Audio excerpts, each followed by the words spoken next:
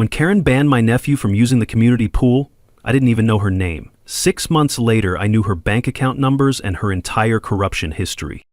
That transformation from clueless neighbor to forensic investigator happened because Karen Mitchell made one critical mistake. She picked a fight with a retired construction lawyer who'd spent 20 years unraveling fraud schemes and had absolutely nothing left to lose after losing his wife. 6 a.m. on a Tuesday morning, I'm standing in my doorway in my bathrobe, steam rising from my coffee mug, facing 2 very confused police officers and 1 very smug woman in tennis whites. The smell of fresh coffee mixing with Karen's overwhelming vanilla perfume should have been my first warning that this wasn't just about pool rules anymore. What would you do if your HOA Karen tried to weaponize the police against you? Drop your worst HOA story in the comments below. And before we dive in, where are you watching from? I'm curious how many of you are dealing with your own neighborhood tyrants right now. My name's Dave Martinez, and 8 months ago, I thought I was moving to paradise.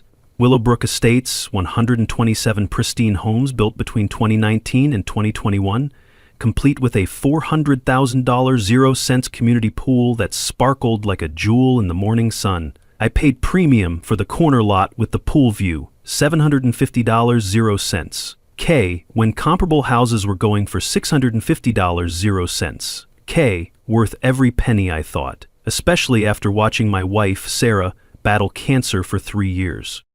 Sarah died last October. The house we'd shared for 22 years felt like a museum of memories, so I packed up and moved to Willowbrook to start fresh. Retired from construction law after 2 decades of fighting contractor fraud, figured I'd earned some peace and quiet. Every morning, I'd sit in my kitchen with my coffee, watching the sunrise reflect off that pool's surface, listening to the early lap swimmers cut through the water with their rhythmic strokes. It was meditation in motion, exactly what my grief counselor had recommended. That's when I first noticed her. Karen Mitchell, 48, real estate agent, HOA vice president, and owner of the model home that anchored our little community. Always in designer athleisure, blonde highlights perfectly maintained, carrying that damn binder everywhere like she was running a Fortune 500 company instead of a suburban homeowners association. She was married to City Councilman Brad Mitchell, which meant she knew all the right people and never let anyone forget it. The first few months were blissfully Karen-free. I kept to myself, followed every rule to the letter, and slowly started feeling human again. Then summer arrived, and with it, my nephew Miguel. Miguel's 16, my brother's kid from Phoenix. Smart as a whip, heading to engineering school in the fall, and the closest thing to a son I'll ever have. Sarah and I never had kids. Too busy with careers, then too focused on her treatment. Miguel was spending his summer with me, working at the local hardware store and keeping his old uncle company. The trouble started on a Tuesday in June. Miguel had invited 2 friends from his summer job over for a pool day. Nice kids, polite, the kind who actually say, "Thank you, Mr. Martinez," without being prompted. We're talking about maybe 90 minutes of teenage laughter and the occasional splash. That's when Karen appeared poolside with her clipboard like some kind of HOA Grim Reaper. The chlorine smell, mixed with her overwhelming vanilla perfume, created this nauseating cloud as she approached our little group. "Excuse me," she announced, loud enough for the entire pool area to hear.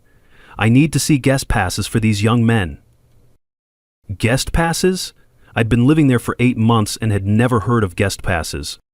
"They're family," I explained, keeping my voice level. "This is Miguel, my nephew, and these are his friends from work." Karen's smile was sharp enough to cut glass. "Rules are rules, Mr. Martinez. HOA bylaws clearly state that excessive guest usage, that's more than 2 guests per household per week, requires pre-registration and approved guest passes." I offered to register the boys as extended visitors. Seemed reasonable enough. But Karen wasn't interested in reasonable. "No exceptions," she declared, consulting her clipboard like it contained the 10 Commandments. "Pool privileges are immediately suspended for Lot 47 pending compliance review." The creak of pool chairs as other residents suddenly found their phones fascinating. The musty smell of fear. Nobody wanted to be Karen's next target. Miguel and his friends quietly gathered their towels, embarrassed and confused. That night, Karen posted an official notice on the community board. "Pool privileges suspended for Lot 47, pending compliance review." She even made an announcement at the weekly HOA meeting, emphasizing my failure to follow established protocols, with just enough theatrical disappointment to make it clear who the villain was supposed to be. Sitting in that basement community center surrounded by nervous neighbors and the smell of old coffee, I realized this wasn't about pool rules. This was about power, control, and putting the newcomer in his place. Karen had just made her first mistake. She'd picked a fight with someone who'd spent 20 years dealing with bullies who hid behind contracts and fine print. Time to dust off some old skills. Karen didn't waste time escalating. 3 days after the pool incident, I found an official letter in my mailbox. Certified mail, no less. She'd scheduled a compliance hearing with the HOA board, giving me exactly 48 hours notice. The hearing was set for Thursday at 7 p.m.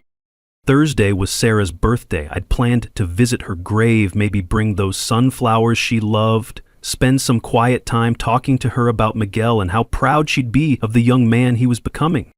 The letter cited multiple violations I'd apparently missed. Trash cans visible from the street, they weren't. Lawn height exceeding 3.5 inches, I'd measured it myself at 3.2. And my personal favorite, failure to maintain community harmony through appropriate guest management. That night, I did what any good lawyer does when facing a hostile opponent. I read the fine print. Every page of the HOA documents I'd signed at closing, plus the original community charter. 20 years of construction law teaches you that the devil's always in the details, and Karen had just handed me a roadmap to her weaknesses. Buried on page 47 of the charter, I found gold. Reasonable accommodation shall be provided for family gatherings and multi-generational household activities. Karen's guest policy directly violated the foundational document she claimed to be enforcing. Even better, her official letter violated at least 3 procedural requirements: insufficient notice period, failure to specify which bylaw was allegedly violated, and scheduling during what any reasonable person would consider a family emergency timeframe. Thursday evening, I walked into Karen's dining room, because apparently we were holding official HOA business in her personal residence, carrying a manila folder with every relevant document highlighted and tabbed. The smell of her lavender air freshener was so overwhelming, I wondered if she was trying to cover up something else. Maybe the stench of corruption has a smell. The board looked uncomfortable. Jim Walsh, the president, and a recently retired high school teacher, kept shifting in his chair. Maria Santos, our treasurer and a no-nonsense accountant, took notes with the intensity of someone documenting evidence. Karen's husband, Brad, wasn't there, probably smart enough to maintain plausible deniability. Karen opened with a PowerPoint presentation. I'm not kidding, she had actual slides about maintaining community standards and preserving property values. Every third slide had a thinly veiled reference to certain residents who didn't understand our way of life. The sound of her manicured nails tapping against the mahogany table created this irritating rhythm that matched her condescending tone perfectly. When she finished her performance, I quietly stood up and began laying out documents. Before we proceed, I said, I'd like to point out several procedural violations in tonight's hearing. First, HOA business cannot be conducted in a board member's private residence without prior community notice. Second, the 48-hour notice period violates our bylaws requiring 7 days minimum notice for compliance hearings. Third, the alleged violations cited in your letter don't correspond to any specific bylaw language. Jim Walsh perked up. Dave, are you saying this hearing isn't valid? I'm saying that if we're going to enforce rules, we should probably follow them ourselves. I opened my folder and pulled out the highlighted charter pages.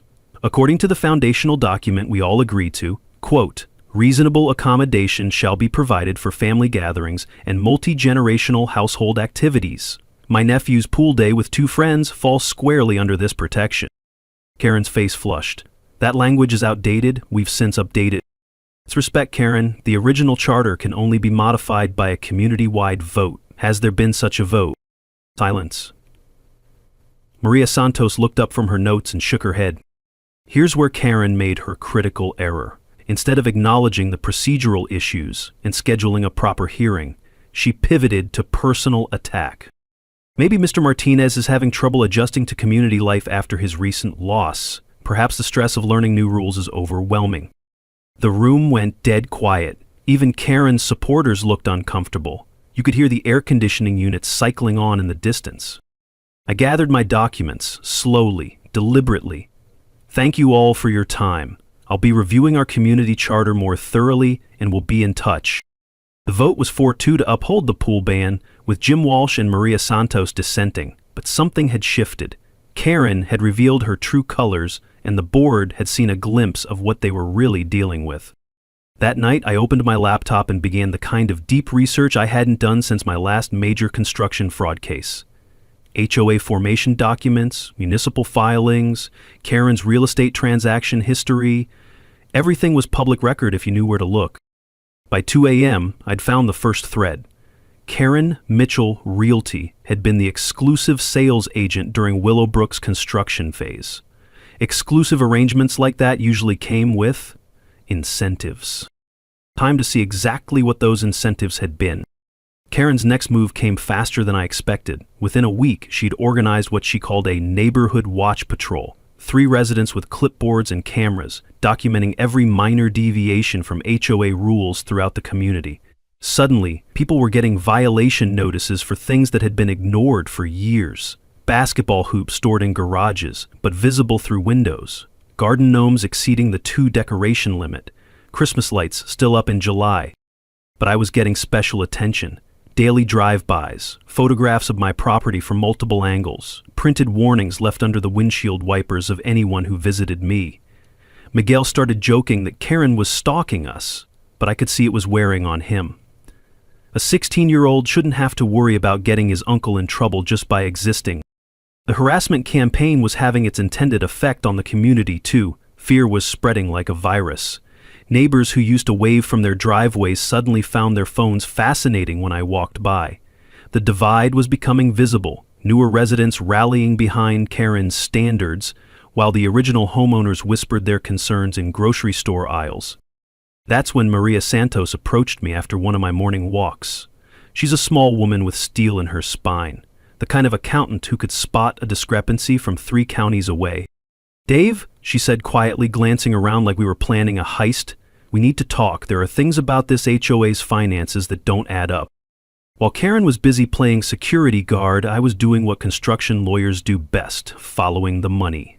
I'd installed discrete security cameras around my property, perfectly legal in Texas, by the way, and began logging Karen's patrol schedule. Every drive-by, every photograph, every intimidation tactic, all time-stamped and documented. Here's a legal nugget most people don't know. HOA enforcement procedures require written warnings before penalties can be imposed. Karen's verbal harassment and immediate pool ban violated due process requirements under state law. One sentence takeaway: document everything, because HOA board members can be held liable for procedural violation. I also started quietly connecting with Jim Walsh and Maria Santos. Turns out, I wasn't the first resident to experience Karen's special brand of community leadership. Jim shared stories about families who'd moved away rather than deal with her harassment. Maria hinted at financial irregularities but needed time to compile evidence. The pool incident that changed everything happened on a Friday afternoon. Miguel and his friends had waited until designated family hours to use the pool. Everything by the book. They were quietly enjoying the water when Karen appeared with her clipboard and 2 patrol volunteers, like some kind of HOA SWAT team. "Exit the pool immediately," she announced, her voice carrying across the water. "Lot 47 remains under pool privileges suspension." The boys complied without argument. Miguel had coached them well about not escalating conflicts. But Karen wasn't satisfied with compliance.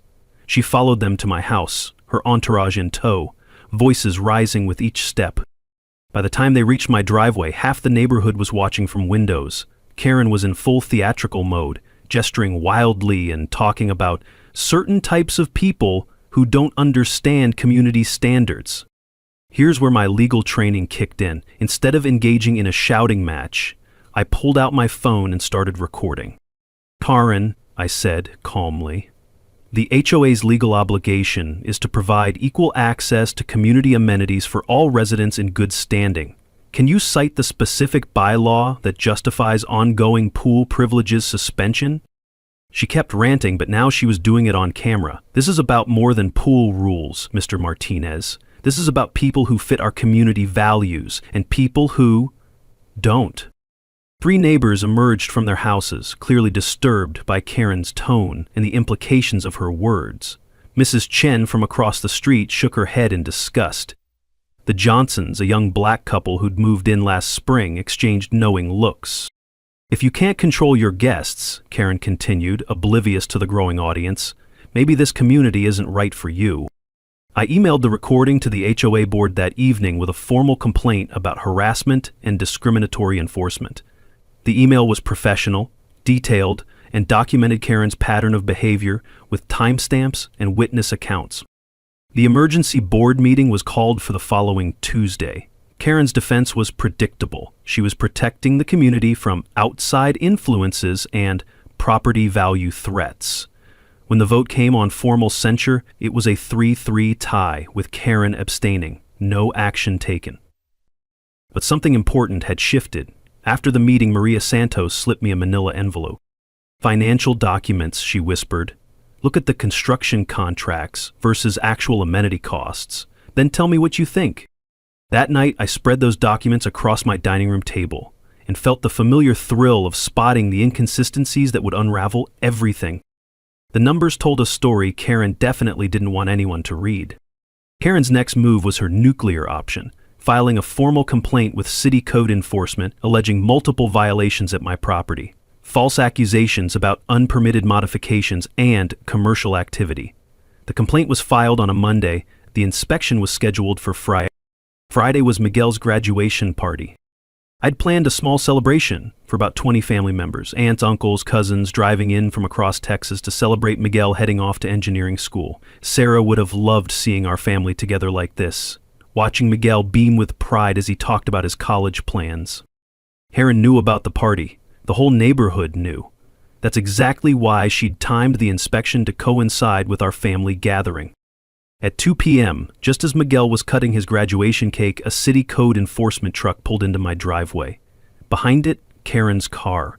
She'd come to watch the show, expecting violations to be found in front of my entire extended family. The inspector, a weathered man named Bob, who looked like he'd rather be anywhere else, emerged with his clipboard and camera.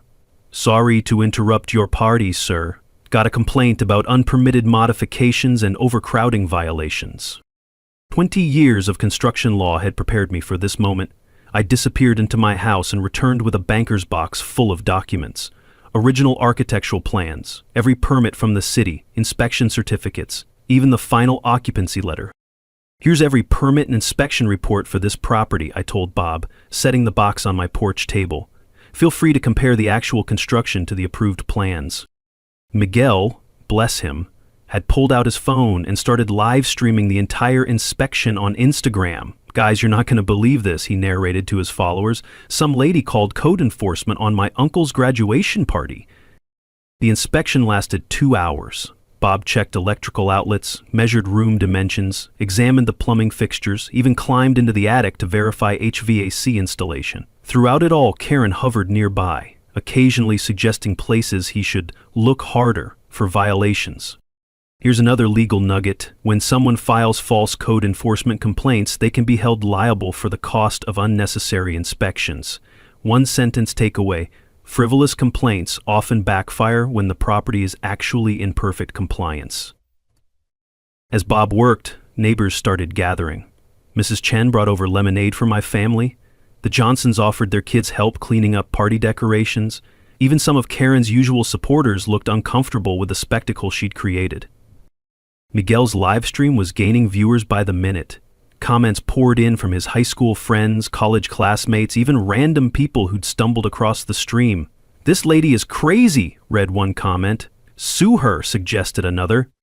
The moment of truth came when Bob finished his inspection. No violations, 0. My house exceeded all code requirements. I'd made sure of that during construction, knowing my lawyer background would make me a target for exactly this kind of harassment. Bob looked genuinely embarrassed as he approached Karen. "Ma'am, I don't know who gave you this information, but this property is in perfect compliance. Actually, it's one of the better built houses I've inspected this year." That's when Karen made her biggest mistake yet. Instead of gracefully accepting the results, She publicly argued with the inspector. "You need to look harder," she insisted, her voice rising. "Check the garage again. Check the pool equipment. There have to be violations." The live stream captured everything: Karen's increasingly unhinged behavior, her demands that the inspector find something, her obvious disappointment when her scheme failed. Miguel's comment section exploded with viewers sharing their own HOA horror stories. But here's what Karen didn't know. During the inspection, my construction-trained eye had noticed something that would change everything. The original architectural plans Bob was comparing to my house showed significant discrepancies with the community amenities. The pool installation specs didn't match what was actually built. The community center dimensions were wrong. The landscaping budget seemed inflated compared to what was actually installed. As our family celebration continued into the evening, despite Karen's best efforts to ruin it, Maria Santos approached me near the grill where I was flipping burgers for my cousins.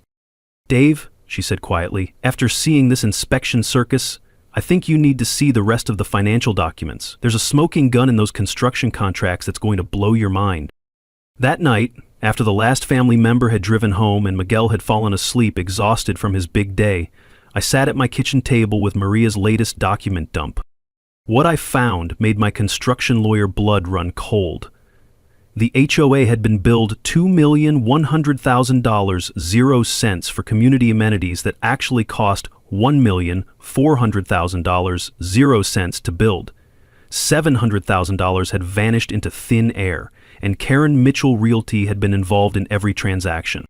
It was time to stop playing defense and go on the attack. The smoking gun was hiding in plain sight, buried in a stack of emails Maria had been quietly saving for 3 years. "I wasn't sure what I was looking at until you mentioned the construction discrepancies," Maria explained as we sat in my kitchen the next morning. "Financial documents spread across the table like evidence in a murder trial. But look at this."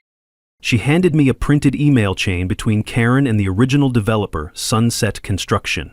The subject line read, "Revised Community Amenity Pricing, Confidential." My construction lawyer brain started connecting dots faster than a supercomputer. The original HOA budget showed $2,100,000 0 cents allocated for community amenities, pool, landscaping, community center, playground.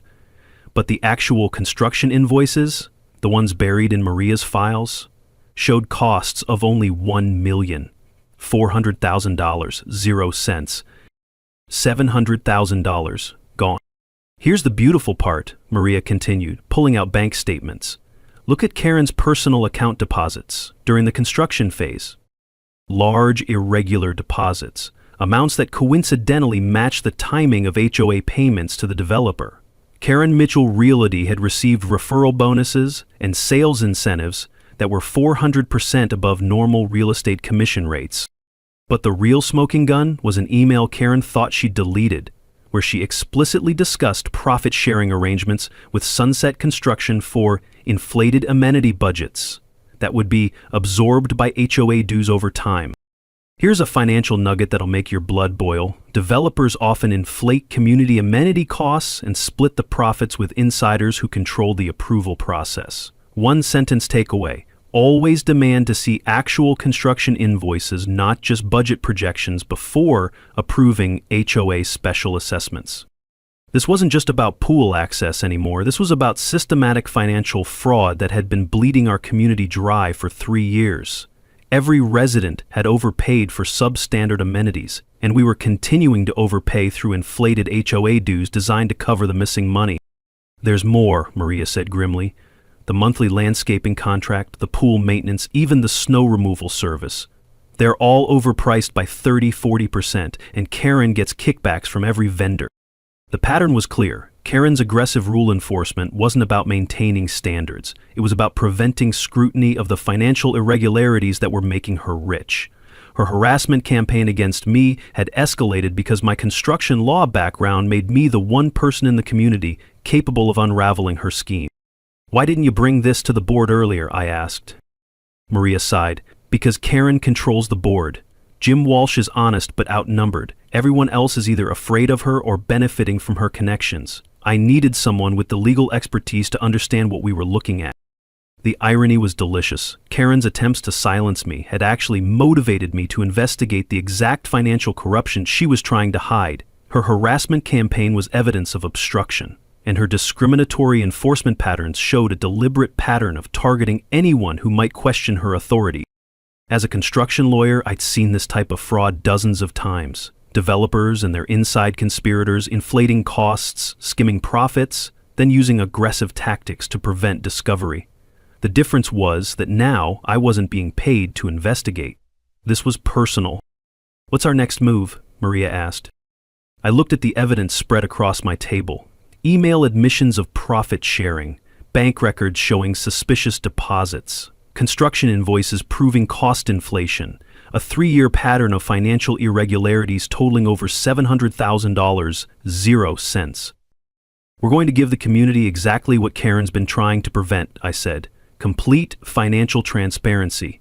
Every resident has the right to know where their money went and who profited from overcharging them." "And if she tries to stop us?"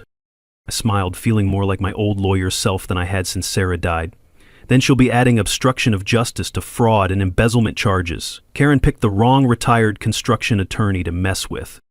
Time to build a case that would hold up in criminal court." Building a criminal fraud case requires 3 things: evidence, allies, and patience.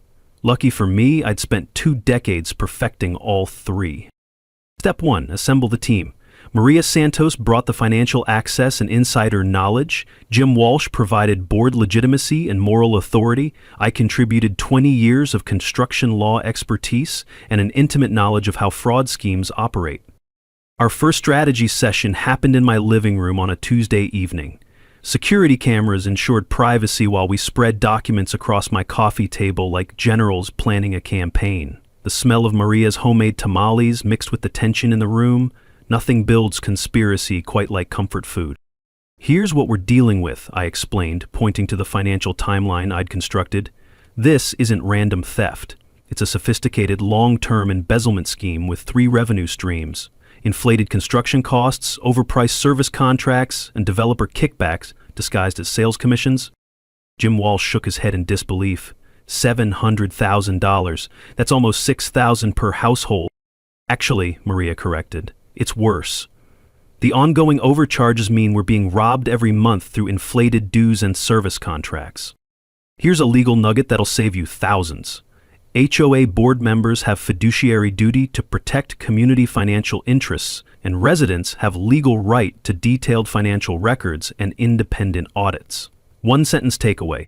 If your HOA won't provide transparent financial documentation, that's probably because they're hiding something worth finding.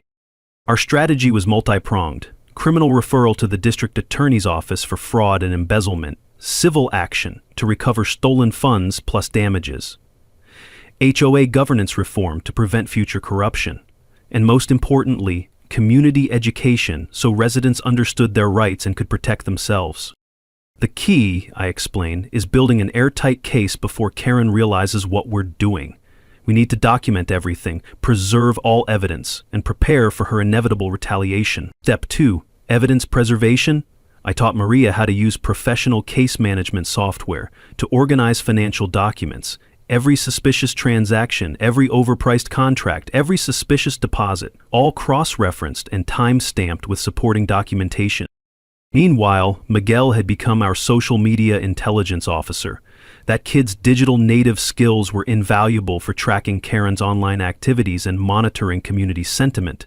Turns out, Karen's social media posts about maintaining standards and problematic residents created a beautiful timeline of harassment that correlated perfectly with my financial discoveries. "Uncle Dave," Miguel said one evening while updating our digital evidence files, "Karen's been posting about you on Facebook almost daily. She's basically documenting her own obstruction case." Step 3, legal preparation.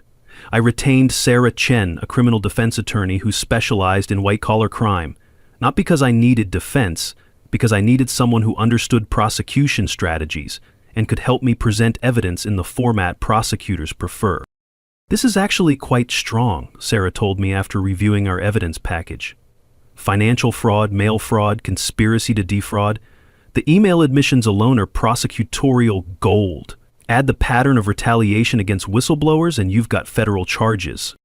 The trap was elegant in its simplicity. We filed formal public records requests for all HOA financial documents, completely legal, entirely within our rights as residents. Karen would have to either comply, giving us official documentation of the fraud, or obstruct, adding criminal charges to her growing legal problems. Step 4. Community preparation. Jim Walsh used his position as president to schedule a special board meeting about financial transparency and community concerns. The agenda was innocuous, but the subtext was clear. We were bringing the fight into the open. I spent evenings preparing presentation materials that would make complex financial fraud accessible to residents without legal or accounting backgrounds, charts showing where their money went, comparisons between what they paid and what they received, simple explanations of their legal rights to financial information. The goal isn't to confuse them with technical details, I explained to our team. It's to show them how they've been robbed and what we can do about it. Maria handled the financial forensics, creating a paper trail that would make prosecutors smile. Every inflated invoice, every suspicious payment, every kickback disguised as legitimate business expense, all documented with professional accounting precision.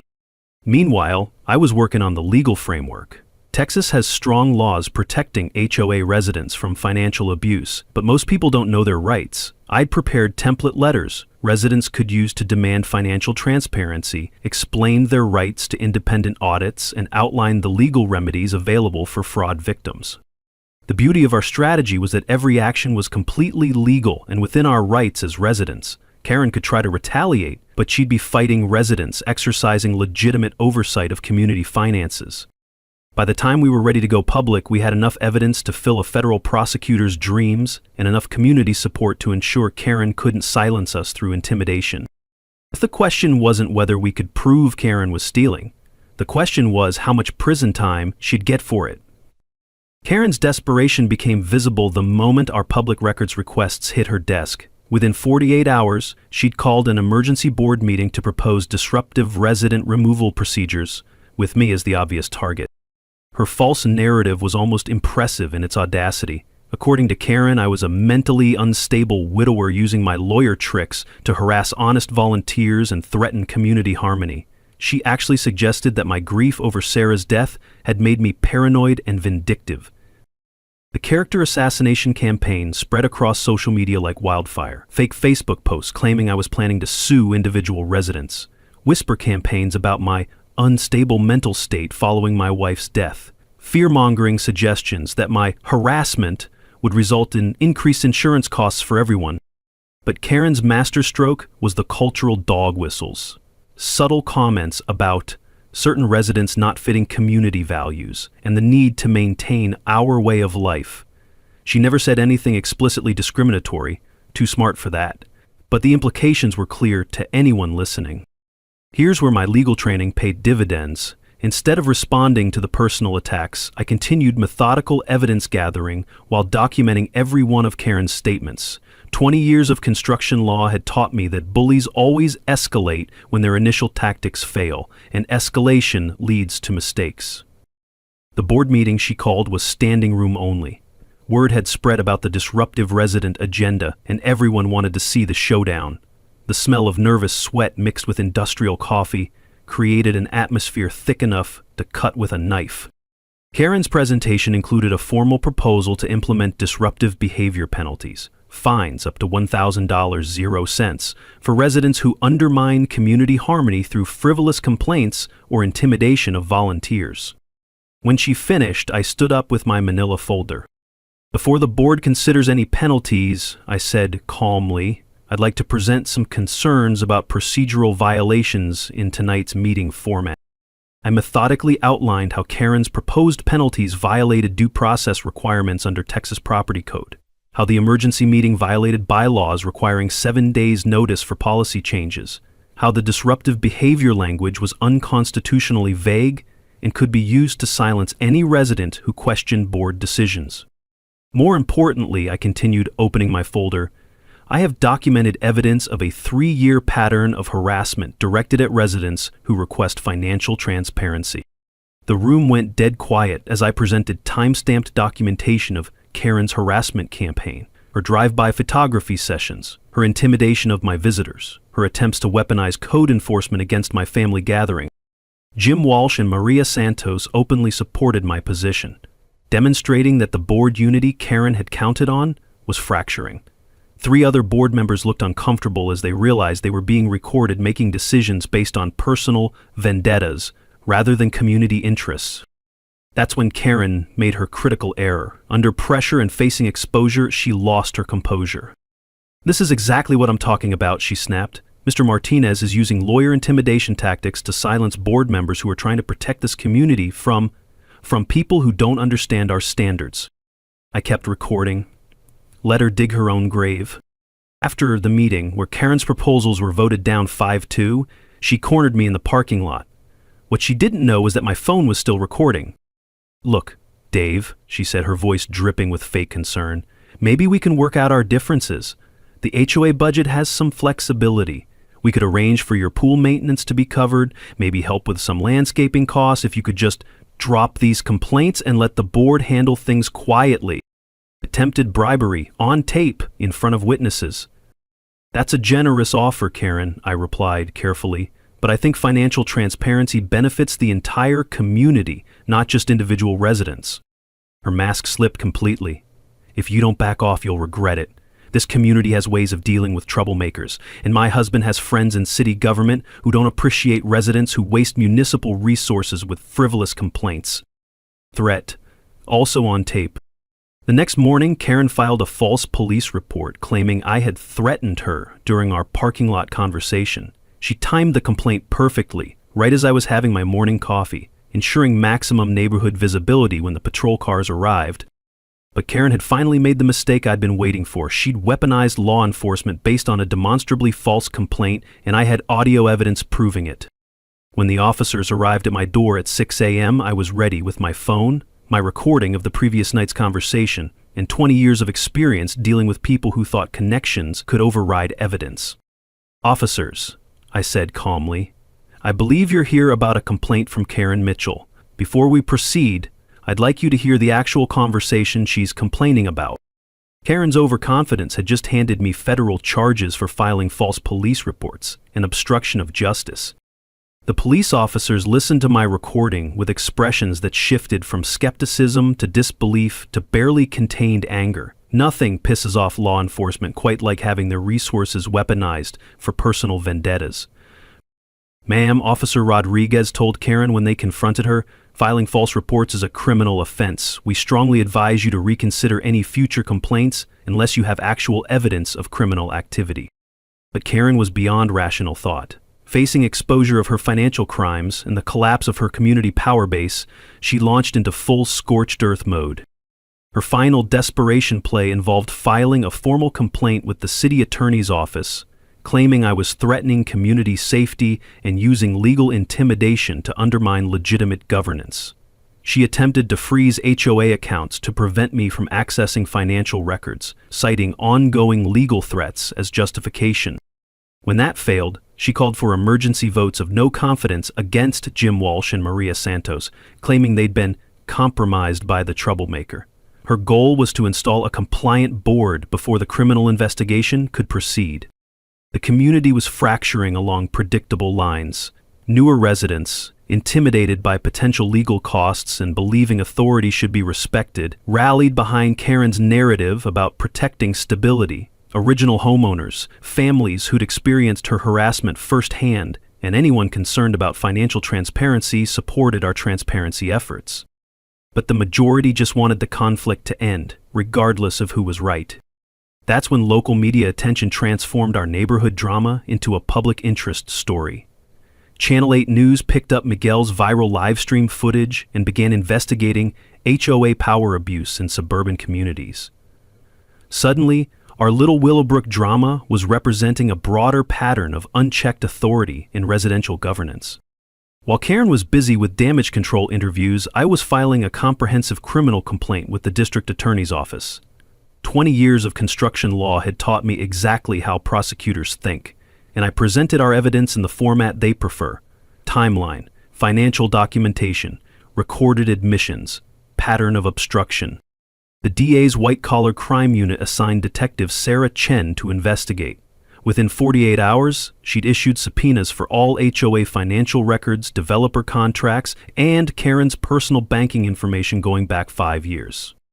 "This is substantial," Detective Chen told me during our interview. "Financial fraud, mail fraud, conspiracy to defraud, and now obstruction of justice. We're looking at potential federal charges." Karen's panic was visible to the entire community. For the first time, she faced consequences beyond neighborhood politics. Her real estate license was under review. Her husband's city council position was generating negative publicity. Criminal defense attorneys don't come cheap, and her illegal profits were about to be frozen as evidence. But cornered animals are dangerous, and Karen had one last card to play. Property damage. My pool equipment mysteriously malfunctioned. $3,000, 0 cents, in damage to pumps and filtration systems.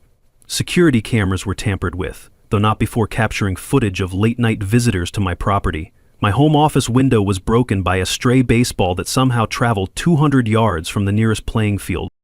The harassment campaign expanded to my professional reputation. Organized phone calls to my former law firm, claiming I was having a mental breakdown and making threats against community members. Letters to the state bar suggesting I was using my law license to intimidate private citizens. Karen's final power play was calling for an emergency vote to dissolve the current HOA board and install a professional management company, coincidentally owned by one of her real estate associates. But she'd made a critical error. The evidence avalanche was now too substantial to contain. Security footage captured her late-night property sabotage. Phone records documented the coordinated harassment campaign. Most damaging, Detective Chen's investigation had uncovered additional kickback schemes involving landscaping, pool maintenance, and snow removal contracts. The community education campaign we'd launched was working. 47 residents signed a petition supporting financial transparency. Local news coverage had educated homeowners about their rights to HOA financial information. Property law blogs and HOA reform websites were citing our case as a model for community organizing. Regional TV news picked up the story as an example of suburban corruption, featuring interviews with HOA law specialists who explained residents' rights and remedies. Miguel's documentation of Karen's behavior had spread far beyond our local community, inspiring other HOA residents to demand accountability. The viral aspect added pressure Karen hadn't anticipated. Her behavior was now public record, archived on social media and news websites. Any future real estate clients could Google her name and find detailed documentation of harassment, financial fraud, and abuse of authority. As Detective Chen's investigation expanded, involving federal mail fraud charges, Karen realized her comfortable suburban fiefdom was collapsing. The mandatory community meeting required by state law when criminal investigations involve HOA finances was scheduled for the following Saturday. All stakeholders would be present: residents, media, law enforcement, Karen's criminal defense attorney, and a very prepared construction lawyer with nothing left to lose and a community to protect. It was time for the final showdown. Saturday morning arrived with the crisp tension of a courthouse before a verdict. Willowbrook Elementary School gymnasium, our community center, was too small for the crowd this story had attracted. 89 of our 127 households showed up, along with Channel 8 News, Detective Sarah Chen, Karen's criminal defense attorney, and enough social media live streams to crash the school's Wi-Fi.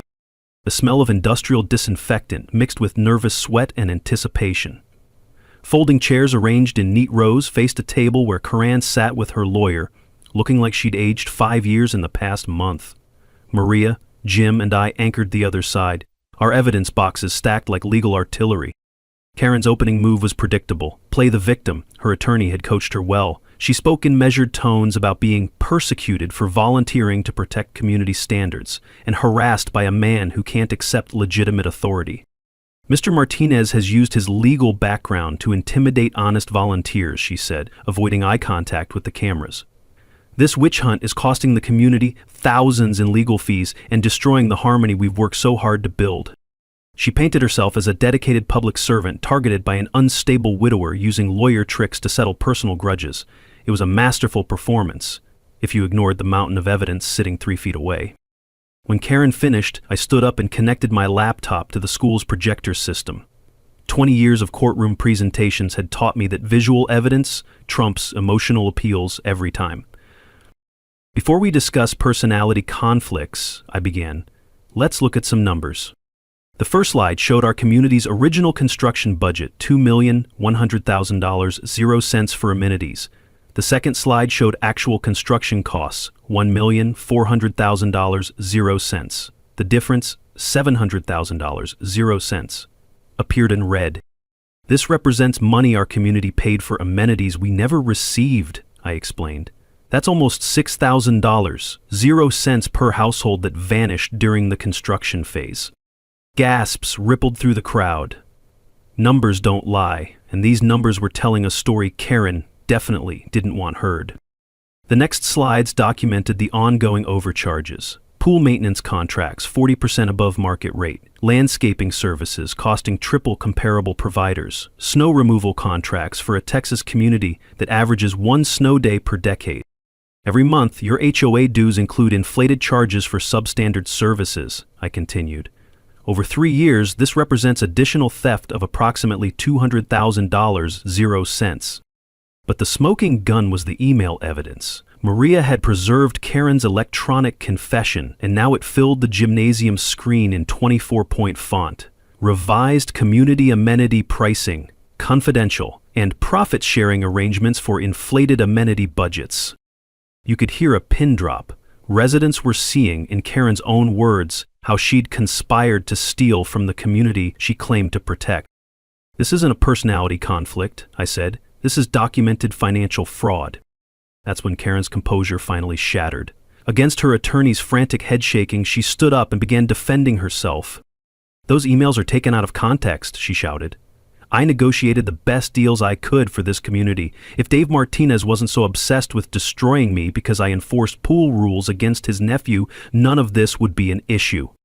The crowd stirred. She'd just admitted to targeting Miguel based on ethnicity while simultaneously confirming the financial irregularities. I've devoted 3 years of my life to protecting property values and maintaining standards, Karen continued, her voice rising. If that means keeping certain elements from undermining what we've built here, then I make no apologies. The racist undertones were unmistakable now. Phones emerged throughout the crowd recording her meltdown. Miguel, sitting in the front row, shook his head in disgust while live streaming to his thousands of followers. Detective Chin chose that moment to address the crowd. The district attorney's office has filed criminal charges, including fraud, embezzlement, mail fraud, and conspiracy. This is now an active criminal investigation. Karen's attorney physically restrained her from responding, but the damage was done. She'd publicly confessed to financial misconduct while revealing the discriminatory motivations behind her harassment campaign.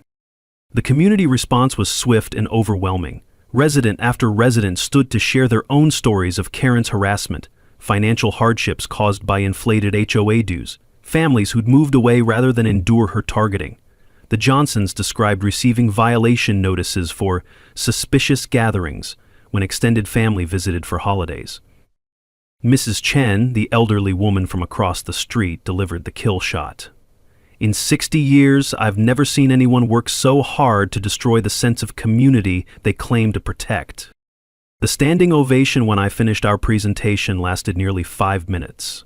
Not for me, for the truth finally being told and justice finally being served.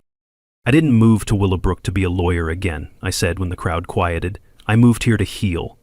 But when someone tries to steal from my community and then harass families for asking questions, they picked the wrong retired construction attorney.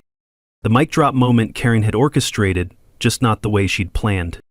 6 months later, justice had a beautiful symmetry to it. Karen Mitchell pled guilty to federal fraud charges, agreeing to full restitution plus penalties in exchange for avoiding trial. The final tally? $847,000, 0 cents in stolen funds, plus interest and legal fees. Her real estate license was permanently revoked, and her husband quietly resigned from city council when his own involvement in the cover-up came to light. Sunset Construction faced federal investigation and lost all municipal contracts. 3 other communities discovered similar kickback schemes, turning our local drama into a statewide HOA reform movement. But the real victory was what we built from the ashes of Karen's corruption. Our new HOA bylaws require transparent financial reporting, resident oversight committees, and independent audits. No more backroom deals or mysterious budget items. Every expenditure over $500, 0 cents, requires board approval with full community notification. Maria Santos was elected president, Jim Walsh continues as treasurer, and I served as compliance officer, a volunteer position that lets me channel my legal skills into community protection. The recovered funds transformed Willowbrook from Karen's authoritarian fiefdom into the collaborative community we'd all hoped for. We used $400,000, 0 cents, to eliminate HOA dues for 3 years. Another $300,000, 0 cents, funded actual improvements, playground upgrades, walking trails, and the community garden that now produces vegetables for the local food bank. The remaining $147,000, 0 cents, established the Sarah Martinez Memorial Scholarship for local students pursuing engineering degrees. Miguel was the first recipient, and watching him accept that award with tears in his eyes reminded me why fighting for justice matters. Sarah would have loved seeing her memory help other young people reach their dreams. The personal healing surprised me most. Fighting Karen's corruption had given me purpose beyond grief, a way to channel 20 years of legal experience into protecting people rather than just winning cases. The community meetings that once felt like trials now focus on shared projects and genuine collaboration.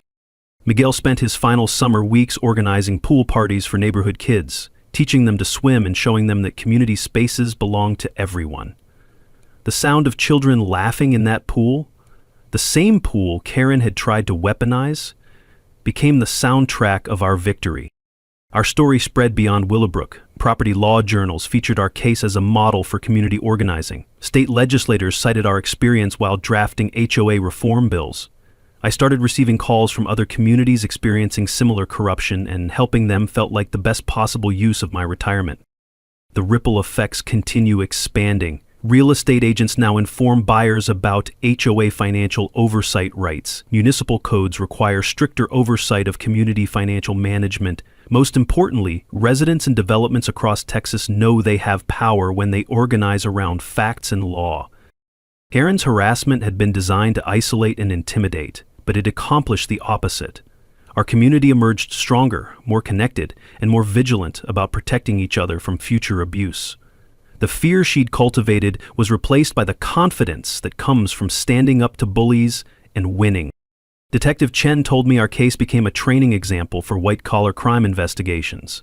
Most HOA fraud goes unreported because residents don't know their rights, she explained. Your documentation and presentation made prosecution straightforward. Last month, we held our first annual community pool party, honoring Sarah's memory and celebrating our journey from authoritarian control to collaborative governance. Families from across Willowbrook gathered around the pool that had sparked this entire conflict, sharing food, stories, and the satisfaction of justice served. Miguel, now thriving in his engineering program, visited for the celebration. "Uncle Dave," he said as we watched neighbors laughing and swimming together, "Aunt Sarah would be so proud of what you built here." He was right. We'd built something Sarah would have loved. A community based on fairness, transparency, and mutual respect, rather than fear and control.